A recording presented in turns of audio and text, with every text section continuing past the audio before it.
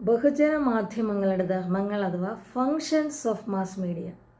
അവിടെയും പൊതുവെ കുട്ടികൾ തെറ്റിദ്ധരിക്കുക അല്ലെങ്കിൽ തെറ്റിപ്പോകുന്ന ഒരു കാര്യമുണ്ട്. എന്താണ് ഈ മാസ് മീഡിയകൾ, അല്ലെ ഏതൊക്കെയാണ് മാസ് മീഡിയകൾ? മാസ് മീഡിയ എന്ന് പറഞ്ഞാൽ ബഹുജനങ്ങളിലേക്ക് എത്തുന്ന മാധ്യമങ്ങളാണ്, ബഹുജനങ്ങളിലേക്ക് എത്തുന്നതാണ്. നമ്മൾ തൊട്ടുമുന്ന് പഠിച്ച പത്രം, ടെലിവിഷൻ, റേഡിയോ, ബുക്സ്, സിനിമ, ഇതെല്ലാം ബഹുജന ആശയ വിനിമയ മാധ്യമത്തിൽ വരുന്നതാണ്. നമ്മളിപ്പോൾ കൂടുതലായിട്ട് ഉപയോഗിക്കുന്ന സോഷ്യൽ മീഡിയയും കാര്യമൊക്കെ വരുന്നത് ന്യൂ മീഡിയ അഥവാ നവമാധ്യമങ്ങളാണ്. ആ വ്യത്യാസം മാറിപ്പോകരുത്. നമ്മൾക്ക് ക്വസ്റ്റ്യൻ വരുമ്പോൾ ബഹുജന മാധ്യമം, ബഹുജനം ഇവിടെ ഇംഗ്ലീഷിൽ പറയുമ്പോൾ മാസ് എന്നുള്ളത്. മാസിന് രണ്ടർത്ഥമുണ്ട്. മാസ് വെയ്റ്റ് എന്നുള്ള അർത്ഥം സയൻസിൽ ഉപയോഗിക്കും. എന്നാൽ മാസ് എന്ന് വെച്ചാൽ ലാർജ് നമ്പർ ഓഫ് പീപ്പിൾ എന്നുള്ളത് മാസ് എന്നുകൊണ്ട് മലയാളത്തിലേക്ക് പരിഭാഷപ്പെടുത്തുമ്പോൾ ബഹുജന ആശയവിനിമയ മാധ്യമം. ആ മാധ്യമങ്ങളാണ് മാസ് മീഡിയ. ഓക്കെ, അപ്പോൾ അതുകൊണ്ടത് മാറിപ്പോകരുത്. മാസ് മീഡിയ എന്ന് ഉദ്ദേശിക്കുന്നത് ടെലിവിഷൻ, പത്രം, റേഡിയോ തുടങ്ങിയ മാധ്യമങ്ങളാണ്. ഇതിൻ്റെ സവിശേഷതകൾ എന്തൊക്കെയാണെന്ന് നമുക്ക് നോക്കാം. ആകെ 6 പോയിൻ്റാണ്, പക്ഷെ ഇത് വളരെ പ്രധാനപ്പെട്ട പോയിൻ്റാണ്. നമുക്ക് പരീക്ഷയ്ക്ക് മാത്രമല്ല അല്ലാതെയും നമുക്ക് വലിയ ഉപകാരപ്രദമുള്ള ആശയങ്ങളാണവ.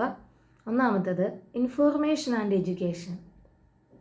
ഈ മാസ് മീഡിയ അഥവാ പത്രം, ടെലിവിഷൻ, റേഡിയോ, ഫിലിംസ്, ബുക്സ് എന്നിവയിൽ നിന്ന് നമുക്ക് വിവരം ലഭിക്കുന്നു, നമുക്ക് എഡ്യൂക്കേഷൻ ലഭിക്കുന്നു. നമുക്ക് സ്കൂൾ, കോളേജ്, യൂണിവേഴ്സിറ്റിയിൽ നിന്ന് മാത്രമല്ല എഡ്യൂക്കേഷൻ ലഭിക്കുന്നത്, ഇത്തരം മാധ്യമങ്ങളിൽ നിന്നും കൂടി നമുക്ക് എഡ്യൂക്കേഷൻ ലഭിക്കുന്നുണ്ട്. അപ്പം നിങ്ങൾ ചോദിക്കുക അതിൻ്റെ എത്തിക്സ്, അത് വേറൊരു കാര്യമാവുക. കൃത്യമായിട്ട് ചെയ്യുന്നുണ്ടോ എന്നുള്ളത് വരും തലമുറയുടെ ഒരു ചിന്തയ്ക്ക് വിഷയമാകേണ്ടതാണ്, പുനഃപരിശോധിക്കപ്പെടേണ്ടതാണ്. എന്തായാലും നമ്മൾ തിയററ്റിക്കൽ പാർട്ടിൽ അത് മനസ്സിലാക്കിയിരിക്കുക. It's for information and education. And second point socialisation അഥവാ സാമൂഹ്യവൽക്കരണം. ഈ മാധ്യമങ്ങളിൽ ഉള്ള കാര്യം എത്ര ദൂരങ്ങളിലുള്ള ആളുകൾക്ക് തമ്മിൽ കമ്മ്യൂണിക്കേറ്റ് ചെയ്യാനായിട്ട് ഒരു കോമൺ സബ്ജക്റ്റായിട്ട് ലഭിക്കുന്നു. ആളുകളിലേക്ക് പെട്ടെന്നൊരാശയം എത്തിക്കാനായിട്ട് വളരെ സഹായകരമാകുന്നു. അപ്പോൾ അതായത് ഒരു സാമൂഹ്യവൽക്കരണത്തിന് അത് സഹായിക്കുന്നു. അടുത്താണ് എൻ്റർടൈൻമെൻറ്റ് അഥവാ വിനോദം. നെക്സ്റ്റ് പൊളിറ്റിക്കൽ അവയർനെസ് അല്ലെങ്കിൽ രാഷ്ട്രീയ അവബോധം. ആളുകൾക്ക് രാഷ്ട്രീയപരമായ അവബോധം ഉണ്ടാകുന്നു. മാധ്യമങ്ങളുടെ അടുത്ത ഫങ്ഷനാണ് പൊളിറ്റിക്കൽ അവയർനെസ് അഥവാ രാഷ്ട്രീയ അവബോധം. പലപ്പോഴും ആളുകൾ രാഷ്ട്രീയപരമായ ചർച്ചകളൊക്കെ പറയുന്ന പല കാര്യങ്ങളും ഈ മാധ്യമങ്ങളിലൊക്കെ വായിക്കുകയും കേൾക്കുകയും ചെയ്യുന്നതാണ്. പക്ഷേ അത്രമാത്രം ആളുകളെ സ്വാധീനിക്കുന്നുണ്ട്. അതുകൊണ്ട് അവരവരുടെ സ്വന്തം അഭിപ്രായം പോലെ ആളുകളിലേക്ക് അത് എത്തിക്കുക, ആളുകൾ തമ്മിൽ ചർച്ച ചെയ്യുകയും ചെയ്യുന്നു. അടുത്താണ് കൾച്ചറൽ ട്രാൻസ്മിഷൻ അഥവാ സാംസ്കാരിക വിനിമയം. അതായത് ഒരു പ്രദേശത്തിൻ്റെ, ഒരു സംസ്ഥാനത്തിൻ്റെ, ഒരു രാജ്യത്തിൻ്റെ സംസ്കാരം പുതിയ തലമുറയിലേക്കും എല്ലാവരിലേക്ക് എത്താനായിട്ടുള്ള ഒരു ചാലകശക്തി കൂടിയാണ് ഈ മാധ്യമങ്ങൾ എന്നുള്ളത്. അതുപോലെ തന്നെ വികസനോൽപ്രേരകം, അതായത് it's a catalyst to development. നമ്മൾ സ്കൂൾ ക്ലാസ്സിൽ സയൻസിൽ കാറ്റലിസ്റ്റിനെ കുറിച്ച് പഠിച്ചിട്ടുണ്ട്. ഒരു പ്രവർത്തനത്തെ അതിൻ്റെ വേഗത കൂട്ടുകയോ കുറയ്ക്കുകയോ ചെയ്യുന്ന ഒന്നാണ് കാറ്റലിസ്റ്റ്. അപ്പോൾ ഈ മാധ്യമങ്ങൾ വികസനത്തെ വളർത്തുകയോ തളർത്തുകയോ ചെയ്യാം. എന്താണ് നടക്കുന്നതെന്ന് നമ്മൾ ഇപ്പോഴത്തെ മാധ്യമങ്ങൾ പരിശോധിച്ചാൽ നമുക്ക് മനസ്സിലാകും. ഇതിൻ്റെ ലക്ഷ്യം വികസനോൽപ്രേരകം, വികസനത്തെ വളർത്തുക എന്നുള്ളത് തന്നെയാണ്. അപ്പോൾ നമുക്കതിൻ്റെ വിശദമായ ഇത് നോക്കാം. ഒന്നാമത്തേത് ഇൻഫോർമേഷൻ ആൻഡ് എഡ്യൂക്കേഷൻ. ഇത് നമ്മൾ മലയാളത്തിലാണ് വിശദീകരിക്കുന്നത്. ദൈനംദിന ജീവിതത്തിൽ ആവശ്യമായിട്ട് ധാരാളം വിവരങ്ങൾ ബഹുജന മാധ്യമങ്ങളിൽ നിന്ന് ലഭിക്കുന്നു. പരീക്ഷാഫലങ്ങൾ, കാലാവസ്ഥാ പ്രവചനങ്ങൾ, സമകാലിക വിഷയങ്ങൾ, ഗതാഗത പരിഷ്കാരങ്ങൾ, ജാഗ്രതാ നിർദ്ദേശങ്ങൾ, മുൻകരുതലുകൾ, സർക്കാർ നയങ്ങൾ എന്നിവ ബഹുജന മാധ്യമങ്ങളിലൂടെ നമ്മിലേക്ക് എത്തുന്നു. മാധ്യമങ്ങളിലെ വിവരവിനിമയ ധർമ്മം മുഖ്യമായി നിർവഹിക്കുന്നത് വാർത്തകളിലൂടെയാണ്. കൃത്യവും വസ്തുനിഷ്ഠവും സമ്പൂർണവുമായ വാർത്തകൾ നൽകാനാണ് ഒരു ഉത്തമ മാധ്യമ സ്ഥാപനം ശ്രമിക്കേണ്ടത്.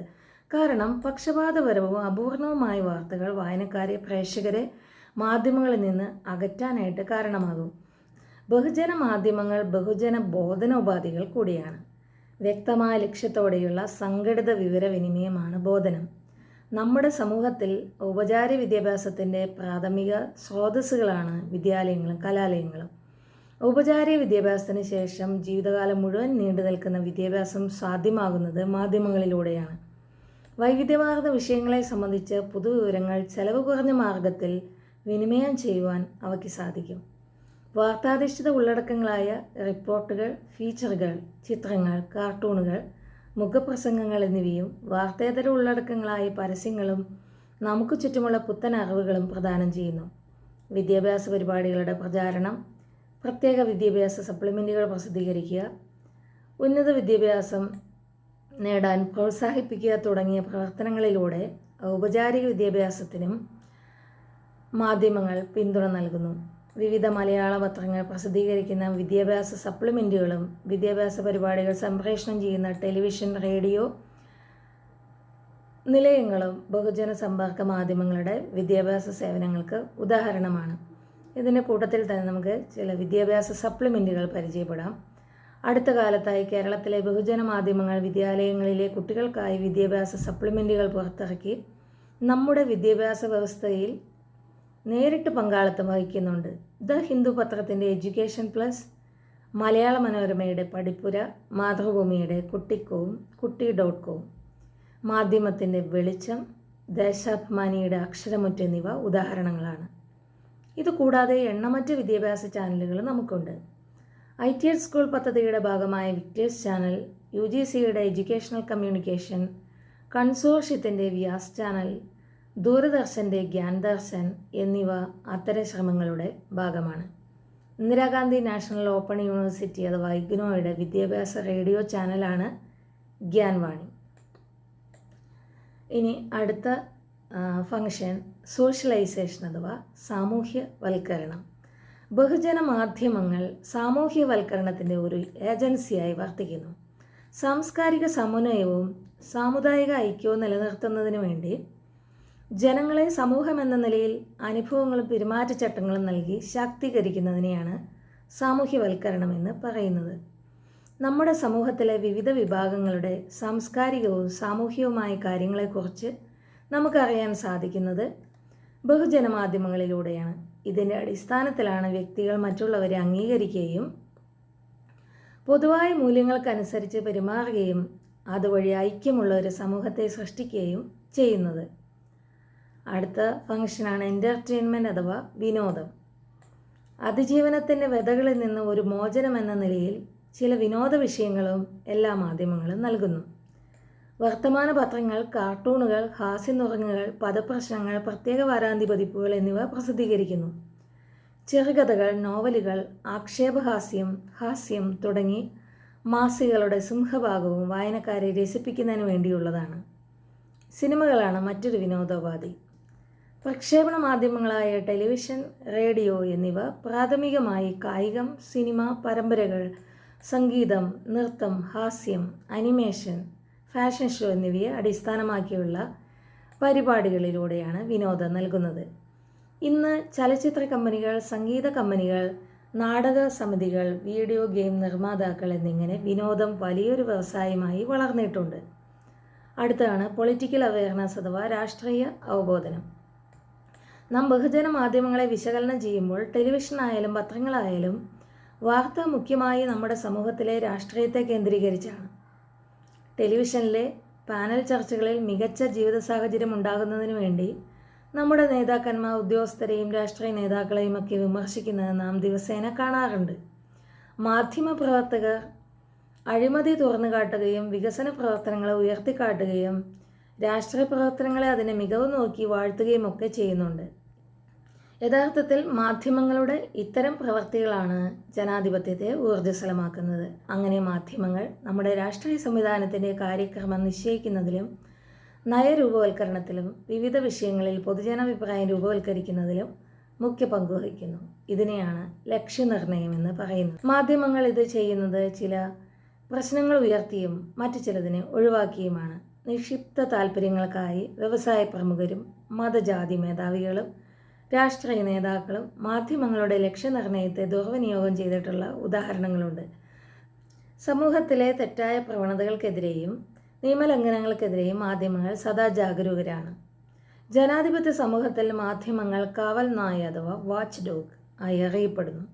ജനാധിപത്യത്തിലെ ജനപ്രതിനിധി സഭ, ഉദ്യോഗസ്ഥ വൃന്ദം, നീതിപീഠം എന്നിവയെപ്പോലെ മാധ്യമങ്ങളും പരമപ്രധാനമാണ്. അതുകൊണ്ട് മാധ്യമങ്ങളെ ജനാധിപത്യത്തിലെ ഫോർത്ത് എസ്റ്റേറ്റ് അഥവാ 4ാം എസ്റ്റേറ്റായി കരുതപ്പെടുന്നു. അടുത്താണ് കൾച്ചറൽ ട്രാൻസ്മിഷൻ അഥവാ സാംസ്കാരിക വിനിമയം. നമ്മുടെ ഭൂതകാലത്തിനും വർത്തമാനകാലത്തിനും ഇടയിലുള്ള ഒരു പാലമാണ് ബഹുജന മാധ്യമങ്ങൾ. നാളെ ചരിത്രമായി മാറുന്ന ഒരുപാട് സംഭവങ്ങൾ അവ നിത്യേന വെളിപ്പെടുത്തുന്നു. ആധുനിക ചരിത്രത്തിലെ പ്രധാന രേഖകളാണ് പോയ വർഷങ്ങളിലെ വർത്തമാന പത്രങ്ങൾ. നമുക്ക് നമ്മുടെ സാംസ്കാരിക പൈതൃകം ലഭിക്കുന്ന ചരിത്രത്തിൽ നിന്നാണ്. നാം അതിൽ നല്ലതിനെ പിന്തുടരുന്നു. സംസ്കാരത്തെ നിലനിർത്തുന്നതിൽ മാധ്യമങ്ങൾ നിർണായക പങ്കുവഹിക്കുന്നു. മാധ്യമങ്ങൾ നമ്മുടെ സംസ്കാരത്തിലെ നന്മകൾ സംരക്ഷിക്കുന്നതോടൊപ്പം തെറ്റായ പ്രവണതകൾ ചൂണ്ടിക്കാണിക്കുകയും ചെയ്യുന്നു. പുതിയ ജീവിതശൈലികളും മൂല്യങ്ങളും പരിചയപ്പെടുത്തുന്നതിൽ മാധ്യമങ്ങൾക്ക് എന്തെങ്കിലും പങ്കുണ്ടോ? ഉണ്ടെന്നുള്ളതാണ് ശരി. നാം സിനിമകളിൽ നിന്നും ടെലിവിഷൻ പരിപാടികളിൽ നിന്നും ഫാഷൻ മാസികകളിൽ നിന്നുമെല്ലാം പുതിയ പ്രവണതകൾ കടം കൊള്ളുന്നു. വിവിധ പരിപാടികളിലൂടെ ഫാഷൻ, ഉപകരണങ്ങൾ, ഭക്ഷ്യവസ്തുക്കൾ, വാഹനങ്ങൾ എന്നിവയെപ്പറ്റി നാം അറിയുന്നുണ്ട്. ചുരുക്കത്തിൽ മാധ്യമങ്ങൾ നമ്മുടെ സംസ്കാരത്തെ 2 തരത്തിൽ സമ്പുഷ്ടമാക്കുന്നു. ഒന്ന്, അത് തലമുറകളിലേക്ക് സംസ്കാരവും പൈതൃകവും വിനിമയം ചെയ്യുന്നു. അടുത്ത, സമൂഹത്തിലെ വിവിധ വിഭാഗങ്ങൾക്കിടയിൽ സാംസ്കാരിക മൂല്യങ്ങൾ പരിചയപ്പെടുത്തുകയും പ്രചരിപ്പിക്കുകയും ചെയ്യുന്നു. അടുത്ത ലാസ്റ്റ് പോയിൻ്റാണ് കാറ്റലിസ്റ്റ് ടു ഡെവലപ്മെൻറ്റ് അഥവാ വികസനോത്പ്രേരകം. സമൂഹത്തിലെ അധസ്ഥിതരായ ആളുകൾക്ക് മെച്ചപ്പെട്ട ജീവിത നിലവാരം ഉണ്ടാക്കുന്നതിന് റോഡ്, പാലം എന്നിവയുടെ ആവശ്യകതകളെക്കുറിച്ച് അധികാരികളുടെ ശ്രദ്ധയിൽ കൊണ്ടുവരുന്ന തരത്തിലുള്ള മാധ്യമ പ്രതികരണങ്ങൾ നമ്മൾ കണ്ടിട്ടുണ്ട്. നാനാ തുറകളിലുള്ള ജനങ്ങൾ നേരിടുന്ന വിവിധ വിഷയങ്ങൾ മാധ്യമങ്ങൾ ഭരണാധികാരികളുടെ ശ്രദ്ധയിൽ കൊണ്ടുവരികയും ചെയ്യുന്നു. അപ്പോൾ ആദ്യമായിട്ട് നമുക്ക് അതിൻ്റെ കൂട്ടത്തിൽ തന്നെ എന്താണ് വികസനം എന്നുകൂടി മനസ്സിലാക്കിയാലോ. നോബൽ സമ്മാന ജേതാവും സാമ്പത്തിക ശാസ്ത്രജ്ഞനുമായ അമർത്യ സെന്നിൻ്റെ വീക്ഷണത്തിൽ വികസനത്തെ തീർച്ചയായും വിലയിരുത്തപ്പെടേണ്ടത് അവ ജനങ്ങളെ എങ്ങനെ ബാധിക്കുന്നു എന്നതിനനുസരിച്ചാണ്. അവരുടെ വരുമാനത്തിൽ ഉണ്ടാകുന്ന മാറ്റമനുസരിച്ച് മാത്രമല്ല, തിരഞ്ഞെടുക്കപ്പെട്ട രീതികളും കഴിവുകളും സ്വാതന്ത്ര്യങ്ങളും കൂടി പരിഗണിക്കേണ്ടതുണ്ട്. ഈ അഭിവൃദ്ധി പങ്കുവയ്ക്കപ്പെടുന്നത് സമൂഹത്തിലെ ശരാശരിക്കാർക്ക് വേണ്ടി മാത്രമാകരുതെന്നുള്ളതായിരിക്കണം നമ്മുടെ പരിഗണന. സാമ്പത്തിക ശാസ്ത്രജ്ഞനായ ഡോക്ടർ മെഹബൂബ് ഉൾ-ഹക്കിൻ്റെ നിർവചന പ്രകാരം മനുഷ്യൻ്റെ വികസനം എന്നത് കേവലം വരുമാനത്തിൻ്റെയോ സമ്പത്തിൻ്റെയോ വികാസമല്ല, മറിച്ച് അവൻ്റെ പ്രവൃത്തിയെയും കഴിവുകളെയും സമ്പുഷ്ടമാക്കുന്ന ഒരു പ്രക്രിയ കൂടിയാണ്. വികസനത്തിൻ്റെ അടിസ്ഥാന ലക്ഷ്യമെന്നത് അർത്ഥസമ്പൂർണമായ ജീവിതത്തിന് വേണ്ടിയുള്ള സാഹചര്യങ്ങൾ സൃഷ്ടിക്കുക എന്നുള്ളതാണ്. ഐക്യരാഷ്ട്രസഭയുടെ പരിസ്ഥിതി പദ്ധതി സുസ്ഥിര വികസനത്തെ ഇപ്രകാരം നിർവചിച്ചിരിക്കുന്നു: വികസനം എന്നത് മനുഷ്യൻ്റെ ജീവിത നിലവാരത്തെ മെച്ചപ്പെടുത്തുന്നതാണ്. അത് ഭൂമിയിൽ ജീവൻ നിലനിർത്തുന്നതിനുള്ള വാഹക ശക്തിക്കുള്ളിൽ നിന്നുമായിരിക്കണം. ആ വാക്കാണ് പ്രത്യേകം ശ്രദ്ധിക്കേണ്ടത്. ജീവിത നിലവാരത്തെ മെച്ചപ്പെടുത്താം, പക്ഷേ ഭൂമിയിൽ ജീവൻ നിലനിർത്തുന്നതിനുള്ള വാഹകശക്തിക്കുള്ളിൽ നിന്ന് ആയിരിക്കണം. ഇപ്പോൾ ജനങ്ങളുടെ അവകാശങ്ങളെക്കുറിച്ചും ആനുകൂല്യങ്ങളെക്കുറിച്ചും വികസന നയത്തെക്കുറിച്ചും എല്ലാം മാധ്യമങ്ങൾ ബോധവൽക്കരിക്കുന്നു. പദ്ധതികളുടെ ഗുണദോഷത്തെക്കുറിച്ച് ചൂണ്ടിക്കാണിക്കുന്നു. ചുരുക്കത്തിൽ സർക്കാർ നടത്തുന്ന വികസന പ്രവർത്തനങ്ങൾക്ക് മാധ്യമങ്ങൾ പിന്തുണ നൽകുകയും ചില പ്രവർത്തനങ്ങൾക്ക് തിരുത്തൽ ആവശ്യപ്പെടുകയും ചെയ്യുന്നു. ഇത്തരം ആശയവിനിമയത്തെയാണ് വികസനോത്മുഖ ആശയവിനിമയം അഥവാ ഡെവലപ്മെൻറ്റ് കമ്മ്യൂണിക്കേഷൻ എന്ന് പറയുന്നത്.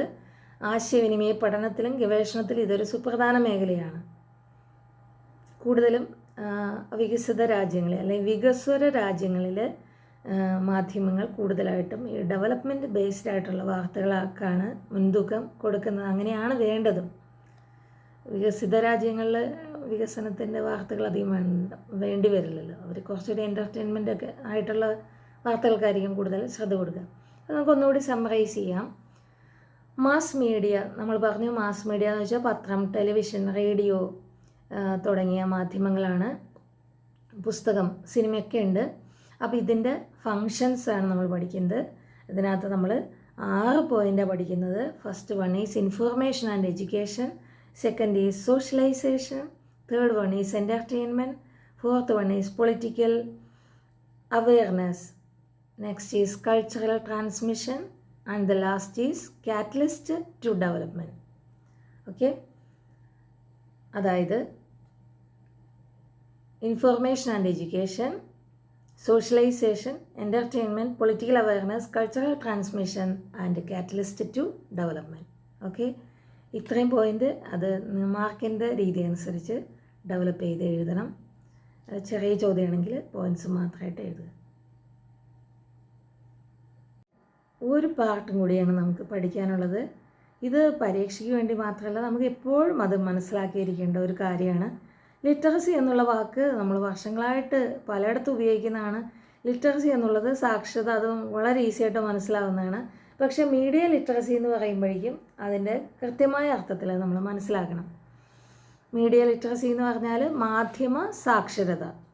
Media literacy is the ability to understand how mass media work, how they produce meanings, how they are organized, and how to use them wisely. മാധ്യമ സാക്ഷരത എന്നാൽ ബഹുജന മാധ്യമങ്ങളുടെ പ്രവർത്തന ശൈലി, how mass media work,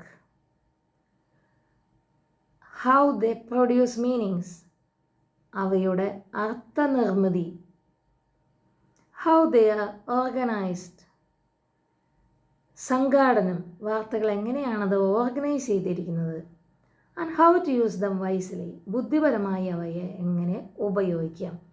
ഒന്നുകൂടി പറയാം. മാധ്യമ സാക്ഷരത എന്ന് വെച്ചാൽ ഈ മാസ് മീഡിയ എങ്ങനെയാണ് പ്രവർത്തിക്കുന്നത്, എങ്ങനെയാണ് അത് വിവിധ അർത്ഥങ്ങൾ കൊടുക്കുന്നത്, എങ്ങനെയാണ് അതിനെ ഓർഗനൈസ് ചെയ്യുന്നത്, എങ്ങനെ അതിനെ ബുദ്ധിപരമായിട്ട് ഉപയോഗിക്കാം. അത് ജേർണലിസ്റ്റുകൾക്ക് മാത്രമുള്ള കാര്യമല്ല, ഏതൊരു പൗരനും അറിഞ്ഞിരിക്കേണ്ട ഒന്നാണ് ഈ മീഡിയ ലിറ്ററസി എന്നുള്ളത്.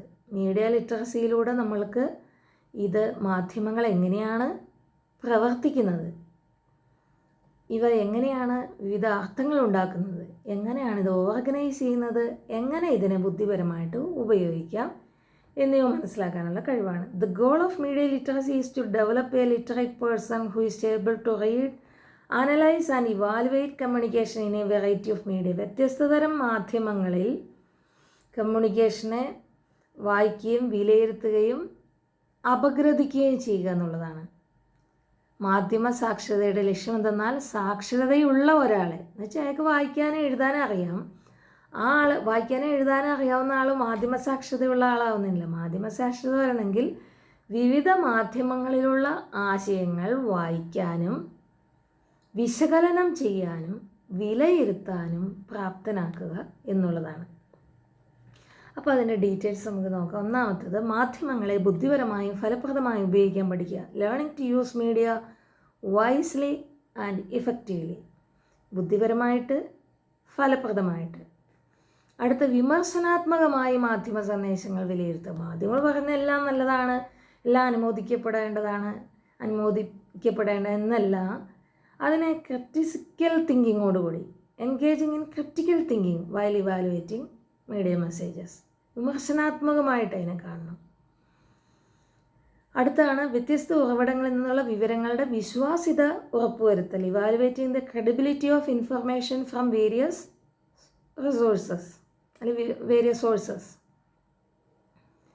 അതായത് നമ്മൾ ഓരോ വാർത്തയും അല്ലെങ്കിൽ മാറ്ററുകൾ കാണുമ്പോൾ അത് ഏത് മാധ്യമമാണ് അത് പ്രസിദ്ധീകരിക്കുന്നത്, അവർക്ക് അതിൻ്റെ പിന്നിൽ എന്തെങ്കിലും അജണ്ടയുണ്ടോ, എന്താണ് അവരതിലൂടെ ഉദ്ദേശിക്കുന്നത്. വെറുതെ കണ്ടുപോയി അത് വാർത്തയാണെന്ന് നമ്മൾ മനസ്സിലാക്കുന്നതല്ല ലിറ്ററസി. നമ്മളതിനെ അതിൻ്റെ വിശ്വാസ്യത ഉറപ്പാക്കണം. അടുത്തത്, വിശ്വാസങ്ങൾ, നിലപാടുകൾ, മൂല്യങ്ങൾ, പെരുമാറ്റങ്ങൾ, ജനാധിപത്യ പ്രക്രിയ എന്നിവയിൽ മാധ്യമങ്ങളുടെ സ്വാധീനം തിരിച്ചറിയുക. Recognising media's influences on beliefs, attitudes, values, behaviours and the democratic process. വിശ്വാസങ്ങളിൽ, നിലപാടുകളിൽ, മൂല്യങ്ങളിൽ, പെരുമാറ്റങ്ങളിൽ, ജനാധിപത്യ പ്രക്രിയയിൽ മാധ്യമങ്ങളുടെ സ്വാധീനം എന്താണെന്ന് തിരിച്ചറിയുക. കാലഘട്ടത്തിലെ മാധ്യമങ്ങൾ ഇതൊക്കെ ഇത് വെച്ചിട്ടാണ് പ്രവർത്തിക്കുന്നതെന്നുള്ളത് നമ്മൾ ചിന്തിക്കേണ്ടതാണ്. അടുത്ത, വിശാലമായ അറിവ് നേടുന്നതിനോടൊപ്പം വ്യത്യസ്ത വീക്ഷണങ്ങളെ പ്രോത്സാഹിപ്പിക്കണം. Achieving greater understanding and appreciating multiple perspectives. നമുക്ക് മാധ്യമങ്ങളിലൂടെ അറിവ് നേടുന്നതിനോടൊപ്പം തന്നെ വ്യത്യസ്ത വീക്ഷണങ്ങളെ പ്രോത്സാഹിപ്പിക്കണം. അടുത്തത്, വ്യത്യസ്ത മാധ്യമ രൂപങ്ങൾ ഉപയോഗിച്ച് ഒരാളുടെ ആശയങ്ങൾ പ്രകടിപ്പിക്കാൻ പഠിക്കും. Learning to express one's ideas using different forms of media. ആശയങ്ങളെ വ്യത്യസ്ത മാധ്യമങ്ങളിലൂടെ എങ്ങനെ ആളുകളിലേക്ക് എത്തിക്കാൻ പറ്റുമെന്നുള്ളത് പഠിക്കുന്നതും മീഡിയ ലിറ്ററസിയാണ്. പ്രമുഖ മാധ്യമ വിശകലന വിദഗ്ധനായ ജെയിംസ് പോട്ടറിൻ്റെ അഭിപ്രായത്തിൽ മാധ്യമ സമ്പുഷ്ടമായ 2 ലോകങ്ങളിലാണ് നാം ജീവിക്കുന്നത്: യഥാർത്ഥ ലോകവും മാധ്യമ ലോകവും. Real world and the media world. The media world bombards us with messages often with a sublimity that invade our real world space. നമ്മുടെ യഥാർത്ഥ ലോകത്തേക്ക് കടന്നു കയറുന്ന രീതിയിൽ മാധ്യമലോകം ഉദാത്തമായ തരത്തിൽ സന്ദേശങ്ങൾ വർഷിക്കുന്നു. മാധ്യമ സന്ദേശങ്ങൾ വ്യത്യസ്ത തലങ്ങളിലാണ് പുറത്തു വരുന്നത് എന്നുള്ളതുകൊണ്ട് മാധ്യമ സാക്ഷരതയുള്ള ഒരു വ്യക്തിക്ക് മാത്രമേ അയാൾക്ക് ആവശ്യമുള്ളവയ്ക്ക് അർത്ഥതലങ്ങൾ കണ്ടെത്താനും യഥാർത്ഥ ലോകത്ത് അതിനനുസരിച്ചുള്ള കാഴ്ചപ്പാട് രൂപവൽക്കരിക്കാനും സാധിക്കുകയും media literate is able to unwrap these layers and choose what she or he wants to believe, reclaiming the ability to perceive the real world. 2 ലോകമുണ്ട്: റിയൽ വേൾഡ്, മീഡിയ വേൾഡ്. ഈ 2 ലോകത്തിനിടയ്ക്ക് എന്താണ് റിയൽ വേൾഡ് എന്നുള്ളത്, ഇത് മാധ്യമങ്ങൾ പുറത്തുവിടുന്ന സന്ദേശങ്ങൾക്കിടയിലൂടെ തന്നെ real world എന്താണെന്ന് മനസ്സിലാക്കാനുള്ള കഴിവ്, ആ കഴിവ് തീർച്ചയായിട്ടും നേടിയിരിക്കേണ്ടത് ആവശ്യമാണ്. ഈ ജെയിംസ് പോട്ടർ ഒരു മീഡിയ അനലിസ്റ്റാണ്. അദ്ദേഹം യൂണിവേഴ്സിറ്റി ഓഫ് കാലിഫോർണിയയിലെ മീഡിയ സ്റ്റഡീസിൻ്റെ ഡയറക്ടറാണ്, പ്രൊഫസറായിരുന്നു. ഇത്രയുമാണ് നമ്മൾ ഈ ചാപ്റ്ററിൽ പഠിക്കാനുള്ള. ഒന്നുകൂടി പറയാം. നമ്മൾ ഈ ചാപ്റ്ററിൽ ഒന്ന് characteristics of traditional media, print media, electronic media. Next is functions of mass media. അടുത്തത് മീഡിയ ലിറ്ററസി. ഈ പാഠഭാഗം നിങ്ങൾക്ക് വേണ്ടത്ര മനസ്സിലായി കാണുമെന്ന് വിചാരിക്കുന്നു. ഇത് നമ്മൾക്ക് പരീക്ഷയ്ക്ക് മാത്രമല്ല നമ്മുടെ നിത്യജീവിതത്തിലേക്കും നമ്മുടെ അനുദിന ജീവിത മേഖലയിലേക്കും, കാരണം നമ്മൾ ഒരുപാട് മാധ്യമങ്ങളൊക്കെ കാണുന്നതാണ്. അപ്പോൾ അതുകൊണ്ട് നമുക്ക് തീർച്ചയായിട്ടും ഈ പാഠത്തിൽ നിന്ന് ലഭിക്കുന്ന അറിവുകൾ നമുക്ക് വളരെ സഹായകരമാകും. അതിനെല്ലാവർക്കും സാധിക്കട്ടെ എന്ന് ആശംസിക്കുന്നു. Thanks for watching and listening. Thank you.